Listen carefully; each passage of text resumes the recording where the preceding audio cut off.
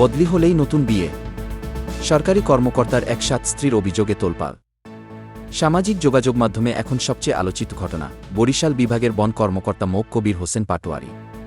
অভিযোগ উঠেছে তিনি কর্মস্থলে বদলি হলেই নতুন বিয়ে করেছেন। ইতোমধ্যেই তার ১/৭টি বিয়ের অভিযোগ সামনে এসেছে, যা নিয়ে নেটিজেনদের মধ্যে ব্যাপক আলোচনা চলছে।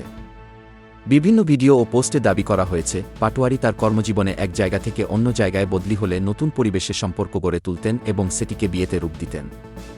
অভিযোগকারীরা বলছেন, তার বিয়ের তালিকা এখন এত দীর্ঘ হয়েছে যে সামাজিকভাবে এটি এক ধরনের কেলেঙ্কারি হিসেবেই দেখা হচ্ছে। তবে এখনও বিষয়টি আইনিভাবে কতটুকু সত্য, কিংবা তিনি সবগুলো বিয়ে আনুষ্ঠানিকভাবে রেজিস্ট্রি করেছেন কিনা, তা স্পষ্ট নয়। এখন পর্যন্ত ওই কর্মকর্তার পক্ষ থেকেও কোনো আনুষ্ঠানিক বক্তব্য পাওয়া যায়নি।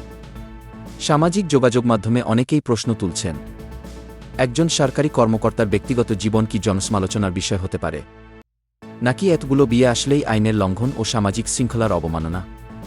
এ ধরনের অভিযোগ সত্য হলে কি তার বিরুদ্ধে শাস্তিমূলক ব্যবস্থা নেওয়া উচিত? এমন এক ঘটনা সমাজে আলোচনার ঝড় তুলেছে।